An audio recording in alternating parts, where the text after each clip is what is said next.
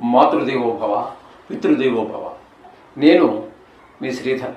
నా number 9295909819. Okay.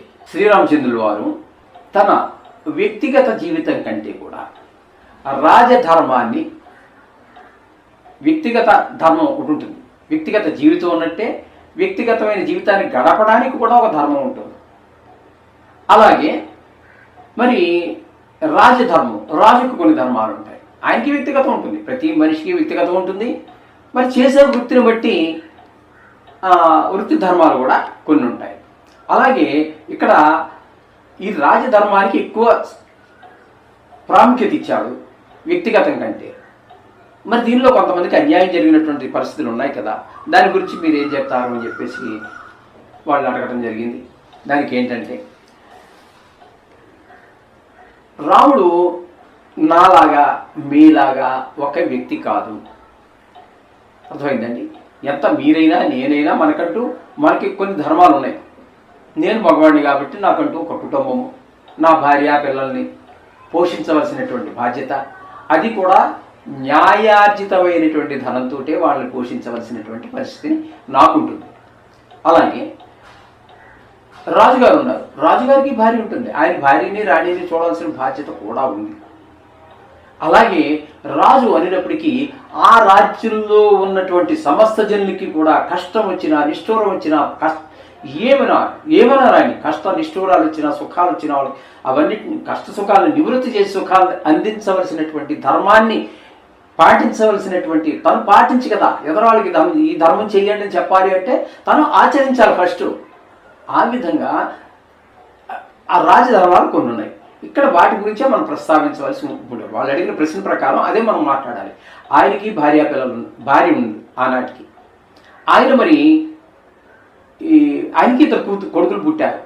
అయినా సరే ఇక్కడ జరిగింది ఏంటంటే, మొత్తం రామాయణం అంతా ఇప్పుడు మనం చెప్పలేము, చెప్పకూడదు కూడా. ఇదంతా చాలా బ్రీఫ్గా మనం చెప్పుకునేటటువంటి చిన్న విషయం కాబట్టి ఇక్కడ ఆయనకి ఇద్దరు కొడుకులు ఉన్నారు. కొడుకులను ఆయన కంటితో చూసినటువంటి పరిస్థితి కూడా లేదు. లాస్ట్ వరకు చూసిన తర్వాత కూడా వదిలిపెట్టడం జరిగింది. ఆ భార్యామణి అంత పవిత్రంగా ఉన్నటువంటి స్త్రీ, 5 మంది పతివ్రతలను మనకుంది, అది కాదంటలేదు. అయితే అందులో సీతాదేవి పేరును ప్రముఖంగా చెప్పుకోవాలి. ఎందుకని అంటే ఏ పురాణాల్లో కానీ ఏ పతివ్రతల విషయంలో కానీ సీతాదేవిలాగా అగ్ని ప్రవేశం చేసి పావనిగా అంటే పరమ పవిత్రమైనదిగా పాపాలు కడిగేసుకుని అక్కడ పాపం ఉంటేగా కడుక్కోవటానికి, ఆ విధంగా అగ్ని కూడా ఏమీ చేయలేకపోయాడు ఈమె యొక్క పవిత్రతకి. అందులోంచి బయటకు వచ్చినటువంటి ఏకైక సతీమణి, ఏకైక పవిత్రరాలు సీతాదేవే. అటువంటి సీతాదేవి కళ్ళతో చూశాడు, తన ప్రత్యక్షంలోనే జరిగింది. అయినా సరే అటువంటి సీతని ఎవరో ఒక తాగుబోతు, ఒక నీచ కులస్తుడు, నీచుడు, బుద్ధి లేనివాడు ఏదో వాగాడని చెప్పేసి వాడి మాటకి అంత ప్రాముఖ్యతనిచ్చి ఇతను భార్యని గర్భవతిగా ఉండగా, మామూలుగా కాదు, మామూలుగా అయితే ఇష్టంగా తిరగచ్చు ఆవిడ, కాలు తీసి కాలు పెట్టలేనటువంటి పరిస్థితి. అటువంటి భార్యామణిని, అటువంటి పావనీదేవిని తమ్ముడినిచ్చి అడవిలో వదిలేసి రమ్మని చెప్తాడు. ఆ తమ్ముడు చేయలేక, అన్నగారి మాట జవదాటలేక, కాదనలేక, అవునలేక తప్పని పరిస్థితుల్లో ఏడుస్తూ తీసుకెళ్ళి అడవిలో వదిలేసి వెళ్ళిపోయాడు. అక్కడి నుంచి ఆవిడ బుళ్ళు ఆవిడకే కష్టం, కడుపులో పిల్లవాడు నెల్లైపోయాయి. అడవి అంటే మన శుభ్రంగా మన ఇంట్లో ఏంటిది టైల్స్ వేసుకున్నట్టుగా ఉండదు కదండి. ముళ్ళు, పావులు, ఏళ్ళు, సింహాలు, పులులు, ఇటువంటి భయంకరమైన మృగాలు నడవడానికి వీలు కాదు. అటువంటి జాగాను వదిలిపెట్టి వచ్చాడు. ఆమె అలాగే నానా అవస్థ పడుతూ అడుగులో అడుగు వేసుకుంటుంటే అక్కడ ఒక మునియాశ్రమం జరిగింది. ఆయనే వాల్మీకి. ఆయన చేరదీశాడు. సరే అక్కడే ఆవిడికి ప్రసవం అయింది, 2 పిల్లలు పుట్టారు.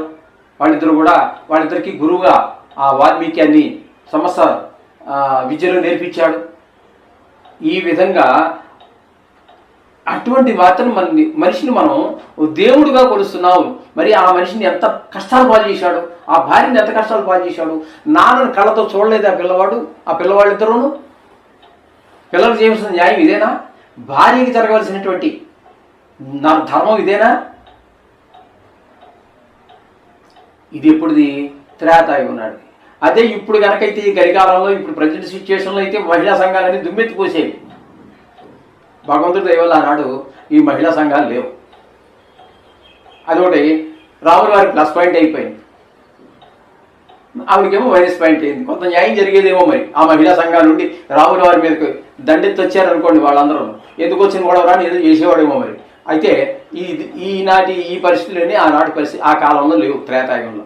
సరే, మొత్తం మీద ఆ భార్య పిల్లలు అక్కడ మునియాశ్రమంలో ప్రశాంతమైన జీవితాన్ని గడుపుతారు. ప్రశాంతం అంటే ఎక్కడి నుంచి వస్తుంది? భర్త వదిలిపెట్టిన స్త్రీకి చనిపోయాడు, అది వేరే కర్మ, దైవలిఖితం. వదిలిపెట్టేశాడు, అది మామూలుగా వదిలిపెడతాలే. ఈవిడ పద్ధతి నచ్చలేక వదలలేదే, ఈవిడ పద్ధతి నచ్చక వదలలేదు, లేకపోతే ఈవిడేదో పిచ్చి చేస్తుందని వదలలేదు. అది కాదు కారణం. ఇంత పవిత్రమైనటువంటి స్త్రీ భార్యను వదిలిపెట్టాడే. మరి అవి చదువుతుంటే గుండె తరిక్కిపోదండి, కళ్ళంట నీళ్లు ధారాపాతంగా కారవు. మీ ఒంట్లో ఉన్న రక్తంలో 75% వాటరే కదా, అదంతా మరి కిందకి జారిపోదండి కళ్ళ ద్వారా. ఇంత దుఃఖం, ఇంత కష్టం, ఇంత ఇంత మనం భగవంతుడిగా ప్రార్థించేటటువంటి శ్రీరామచంద్రుడు ఇంత పని చేస్తాడా? చేయకూడదు, కానీ చేశాడు. ఎందుకని? ఈయన ఒక దేశానికి రాజు, ఏమండి, అయోధ్యగా రాజు. అయితే దేశంలో జనాభా ఎంత ఉంటారండి? అప్పుడు ఈ గణాంకాలు జనాభా లెక్కలు ఏం లేవు. అంచేత ఆ రాజ్యంలో మరి చాలామంది, లక్షలాది మంది ప్రజలు ఉంటారు. వారికి ఈ ఒక్క స్త్రీకి, తన భార్య అయినటువంటి ఆ స్త్రీకి అన్యాయం జరిగినప్పటికీ కూడా ఇంతమందికి న్యాయం చేయవలసి. అందులో ఒక తాగుబోతు అన్నాడండి ఈ మాటలు. రావణాసుడి లంకలో కొంతకాలం ఉన్నటువంటి ఆ సీతాదేవిని తెచ్చుకుని వ్యామోహంతో రాముడు ఏరుకుంటున్నాడు, కానీ ఇంకోటి నాబోటాడు ఏరుకుంటాడని ఒక దుర్మార్గుడు, మూర్ఖుడు, తెలివి లేనివాడు, వాడిని ఇంకేమనాలో నాకు తెలియదు, భాష లేదు నా దగ్గర. అటువంటి వాడు అన్న మాటకి తనకి రాజు కాబట్టి ప్రజా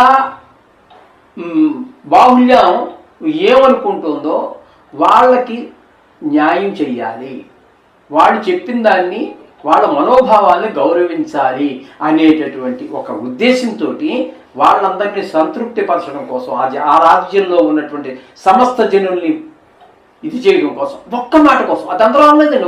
ఒక్క దుర్మార్గుడు, తాగుబోతువాడు ఒకడు అన్నాడు, నీచ కులస్తుడు. ఆ మాటకి ఆయన ఈ భార్యను నిలబెట్టేశాడు. వాళ్ళందరికీ న్యాయం జరగాలి. దేశంలో ఇవి ఒక్కతే బాధపడుతుంది. ఇక్కడ దేశంలో ఉన్న వాళ్ళందరికీ ఆహా, రాముడు ఎంత గొప్పవాడు అనేటటువంటిది వాళ్ళ మనోభావాలు దెబ్బతినకుండా ఉన్నటువంటిది. ఎందుకంటే రాజు ఎలా ఉంటాడో ప్రజలు కూడా అలాగే ఉంటారు అని మనకి ఒక సామెత కూడా చెప్తుంటారు. యథా రాజా తథా ప్రజ. రాజు మంచివాడైతే ప్రజలు మంచిగా ఉంటారు, రాజు దుర్మార్గుడైతే ఇలాగే ఉంటారు. ఈ సామెత కూడా ఈ మధ్యకాలంలో మారిపోయిందిలేండి. యథా రాజా తథా ప్రజ అనేటటువంటి ఆ సామెత కూడా వెధవ రాజా వెధవ ప్రజలా తయారైంది. ఇప్పుడు ప్రస్తుత పరిస్థితి అదేనండి. మీరు చూస్తున్న ప్రత్యేకించి నేను చెప్పక్కర్లా, ఇది పరిస్థితి. అందుచేత తన ప్రజలు మనోభావాలు దెబ్బతినకుండా రాజధర్మమే అక్కడ ముఖ్యం. ఎందుకంటే వాళ్ళు వేలాది మందో, కోట్లాది మందో, లక్షలాది మందో ఉన్నారు రాజ్యంలో జనం. ఈవిడ ఈ ముగ్గురు కోసం తాను త్యాగం చేశాడు. ఈయన చేసినటువంటి త్యాగాన్ని అపర లక్ష్మీదేవి అయినటువంటి ఆ సీతాదేవి, మరి మనలాంటి వాళ్ళు అయితే కోర్టుకి ఎక్కి లేకపోతే మహిళా సంఘాలకు ఇచ్చి నానా యాగి చేస్తారు. ఆవిడ చేయలేదండి. ఎందుకంటే ఆవిడ దేవత, ఆవిడ అర్థం చేసుకోగలదు. వీళ్ళు పూర్వజన్మలో కూడా నారాయణుడు, విష్ణు, లక్ష్మీదేవే కదండి. జగత్తును మొత్తం జగత్తునంతా సృష్టించింది వాళ్లే కదా. ఈయన ఇలా ఎందుకు చేశాడని ఆవిడ కూడా అర్థం చేసుకుంది. ఆవిడ ఏ పోలీస్ కేసు పెట్టలేదు, కోర్టులో కేసు వేయలేదు, మహిళా సంఘాలను పిలవలేదు. ఆనందంగా ప్రజల రక్షణే మా ఇద్దరి బాధ్యత. ఇది కేవలం శ్రీరాముడు ఒక్కడితే కాదు, ఇప్పుడు ఆవిడ వచ్చి ఆ యాగి చేసింది అనుకోండి, ప్రజల్లో కొంతమంది రెండుగా విడిపోతారు. రాములారి పక్షం కొంతమంది అయిపోతారు, సీతమ్మ పక్షం కొంతమంది అయిపోతారు. అలాంటి యాగి నేను చేయలేదు ఆవిడ. ఆయన మనస్తత్వం ఏంటో ఈవిడికి తెలుసు, ఈవిడ మనస్తత్వం. అయితే ఈ కష్టాలన్నీ ఆవిడకి లెక్క కాదు, ఆవిడ దేవత భరించగలదు కాబట్టి ఆవిడ భరించింది. అంచేత ఏంటంటే ఇక్కడ రాజుగా తన ధర్మాన్ని నిర్వర్తించడమే కరెక్ట్ అనే నిర్ణయం రాములు వారు తీసుకున్నారు. ఆయన చేసింది సరియైన పద్ధతి అని చెప్పేసి సీతమ్మ వారు కూడా అంగీకరించి ఆ బాధల్ని అనుభవించి, మానవ శరీరంతో ఉంది కాబట్టి అనిపించింది. నిజానికి ఆ బాధ ఆవిడకి బాధ కాదు, ఆవిడ మహాలక్ష్మీదేవి. కాబట్టి ఈ విధమైనటువంటి అపర్ణకలు అర్థం చేసుకుని ఈ విధంగా చేయడం, ఆయన రాజధర్మానికే విలువివ్వటం, భార్యని బాధ పెట్టడం ఆయన ఉద్దేశం కాదు. ఆయన్ని ఆవిడ అర్థం చేసుకున్నది కాబట్టి దీన్ని మనం కూడా ఆ భర్తని ఇక్కడ గమనించవలసింది. ఇప్పుడు ప్రస్తుతం ఉన్నటువంటి ఈ సమాజంలో భర్తని భార్య అర్థం చేసుకోండి, భార్యని భర్త అర్థం చేసుకోవాలి. అసలు అర్థం కాదు, అసలు అర్థం చేసుకునే నాలెడ్జ్ లేదు కదా. అర్థం చేసుకునేటటువంటి జ్ఞానం, భర్తని అర్థం చేసుకోలేటువంటి భార్యనా, భార్యని అర్థం చేసుకోలేనటువంటి భర్తనా? ఇది భార్యాభర్తల బంధం కాదండి. ఇది ఒకళ్ళ స్వార్థం కోసం మరొకళ్ళు వివాహం అనేటటువంటి పేరుతో ఒకటి అవుతున్నారు. పెళ్ళి అయిన 4వ రోజు నుంచే సిగపట్లే. ఇది ఇప్పుడున్న సమాజం. కాబట్టి ఇప్పుడు వీరు అడిగినటువంటి ప్రశ్నకి మనం సరైనటువంటి ఆన్సర్ చెప్పుకోవడం జరిగింది. కాబట్టి ఇక్కడ ఉన్న వాళ్ళందరూ పతివ్రతలే. కాబట్టి భర్తని అర్థం చేసుకోండి, భర్త కూడా భార్యని అర్థం చేసుకోండి. రామరాజ్యం మళ్ళీ ఎక్కడో 100 సంవత్సరాలు, మళ్ళీ 1000 సంవత్సరాలు ఏదో మన ముఖ్యమంత్రి గారు తెస్తారు, లేకపోతే ప్రధానమంత్రి గారు తెస్తారు అని ఎదురు చూడకండి. మన చేతుల్లోనే ఉంది. మొత్తం రాజ్యం తేలేకపోవచ్చు, మీ ఇల్లు మీకు రామరాజ్యమే. మీరు భర్తను అర్థం చేసుకోండి, భర్త మిమ్మల్ని అర్థం చేసుకోవాలి. ఇది అర్థం కాదా మీ సంసారం వ్యర్థం. శుభం భూయాత్.